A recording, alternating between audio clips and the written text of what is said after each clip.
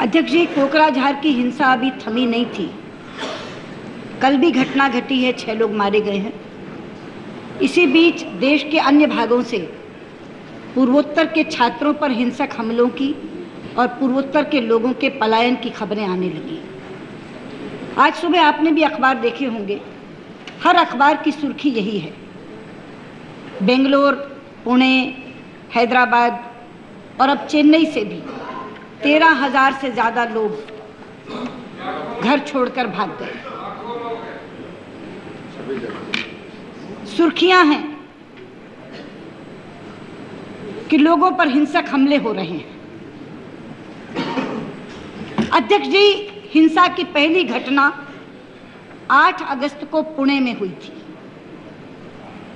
हडपसर और कोंडवा के इलाके पुणे के हिंसाग्रस्त हुए थे और 2 मणिपुरी लोग उस हिंसा के शिकार हुए थे। एक मणिपुरी छात्र 18 वर्ष का 12वीं में पढ़ने वाला, जिसका नाम था प्रेमानंद खोमद्राम, उस पर हमला हुआ और एक 29 साल का इन्फोसिस का कर्मचारी खोमदई पनिमई, उस पर हमला हुआ। मात्र 3 दिन के बाद 11 अगस्त को प्रेमानंद पर फिर हमला हुआ और वो हमला इतना खतरनाक था कि उस बच्चे के सिर पर 7 टांके आए और उसका शरीर घायल हो गया। अध्यक्ष जी, एक बोडो सिक्योरिटी गार्ड पर हैदराबाद में हमला हुआ। हिंसक घटनाएं अगर हम गिने तो लगभग इतनी बनती हैं, लेकिन इसके बाद अफवाहों का बाजार गर्म हो गया। बेंगलुरु में, पुणे में, हैदराबाद में और अब चेन्नई में जगह जगह ये कहना शुरू कर दिया, अब केरल भी जुड़ गया, कि आप यहाँ सुरक्षित नहीं हैं, अपना घर छोड़कर भाग जाइए। हजारों हजार लोग अपना घर छोड़कर भाग रहे हैं। लगता है सारी रेलगाड़ियों का मुंह गुवाहाटी की तरफ मुड़ गया है। जिसे गुवाहाटी की मिल रही है गुवाहाटी की पकड़ रहा है, जिसे कलकत्ता की मिल रही है कलकत्ता की पकड़ रहा है। अध्यक्ष जी, कल 20 बच्चे मुझे मिलने आए। उसमें पूर्वोत्तर के कई राज्यों के थे, अरुणाचल से थे, मणिपुर से थे, बोडो स्टूडेंट्स यूनियन का जनरल सेक्रेटरी भी था। उन्होंने मुझे आकर के कहा कि हमें धमकियां मिल रही हैं कि 20 तारीख से पहले पहले तुम अपना घर छोड़कर चले जाओ, वरना तुम्हारे साथ बुरी बनेगी। मैंने उन्हें कहा कि तुम ऐसा मत करो, सरकार तुम्हारे साथ है, पुलिस तुम्हारे साथ है, हम तुम्हारे साथ हैं। तो उसमें से एक बच्चे ने कहा कि मुंबई में आपकी सरकार पुलिस की सुरक्षा नहीं कर सकी और आप हमें कहती हैं कि सरकार हमारी रक्षा करेगी। अध्यक्ष जी, उसके इस बात ने मुझे निरुत्तर कर दिया। उसकी बात ने मुझे निरुत्तर कर दिया क्योंकि वो एक ऐसा तथ्य बयान कर रहा था जो सच था। लेकिन मैं आपसे कहना चाहती हूँ कि मैंने उन बच्चों को आश्वस्त करने के लिए उसी समय पुलिस कमिश्नर को फ़ोन किया और कहा कि मैं इन्हें भेज रही हूँ, तुम इन्हें संतुष्ट करके भेजो। मुझे खुशी है कि वो पुलिस कमिश्नर के बात से संतुष्ट होकर आए।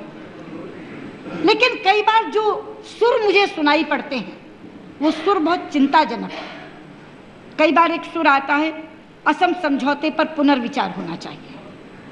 कभी सुर आता है, बोडो ट्राइबल काउंसिल में आरक्षित सीटों में कमी कर देनी चाहिए। अध्यक्ष जी, हम समय की नज़ाकत को पहचान नहीं पा रहे हैं। मैं कहना चाहती हूं आपके माध्यम से कि पूर्वोत्तर का क्षेत्र भारत की राष्ट्रीय सुरक्षा की दृष्टि से बहुत अहम क्षेत्र है और वहां इंसर्जेंसी है। और मैं कहना चाहती हूं सरकार से कि वो इस बात को भी ना भूलें कि भूमिगत संगठनों से सरकार शांति वार्ता कर रही है। उनमें से कुछ संगठन ऐसे हैं जहां आपकी वार्ता पूर्ण होने वाली है। अगर हम इस राह पर चले जो सुर में सुन रही हूं तो सरकार की विश्वसनीयता पर प्रश्न चिन्ह लग जाएगा। इसलिए मैं कहना चाहती हूं, आज दलगत राजनीति से ऊपर उठकर इस सदन के माध्यम से केवल 2 मांगे करना चाहती हूं, 2 अपीलें करना चाहती हूं। पहला तो ये कि केवल मौखिक आश्वासन हम न दें। बेंगलोर में आपने देखा, वहां के उप मुख्यमंत्री, गृह मंत्री स्वयं पहुंचे रेलवे स्टेशन पर। पब्लिक एड्रेस सिस्टम से उन्होंने कहा हम तुम्हारी सुरक्षा करेंगे, मत छोड़ कर जाओ। खाने तक का इंतजाम किया। मीटिंग बुलाई बेंगलोर के मुख्यमंत्री ने, दोनों तरह के प्रतिनिधियों की बुलाई, सारे नॉर्थ ईस्ट के लोगों को बुला करके कहा कि हम तुम्हारी सुरक्षा करेंगे। लेकिन मैं कहती हूँ वहाँ भी केवल मौखिक आश्वासन ना दें। जो भी राज्य सरकारें हैं, चाहे भाजपा की चाहे केंद्र की, और केंद्र सरकार भी, हेल्पलाइंस बनाओ, नंबर दो उन्हें, जहाँ वो रहते हैं उनके इलाकों में पुलिस बल स्थापित करो, पुलिस पेट्रोलिंग कराओ। उन्हें ये आश्वासन मिलना चाहिए कि ये लोग खड़े हैं जो हमारी सुरक्षा करेंगे। ये मेरी पहली मांग है। गृह मंत्री जी यहाँ बैठे हैं, जब तक आप हेल्पलाइन बना करके बच्चों को नंबर नहीं देंगे तब तक वो आश्वस्त नहीं होंगे।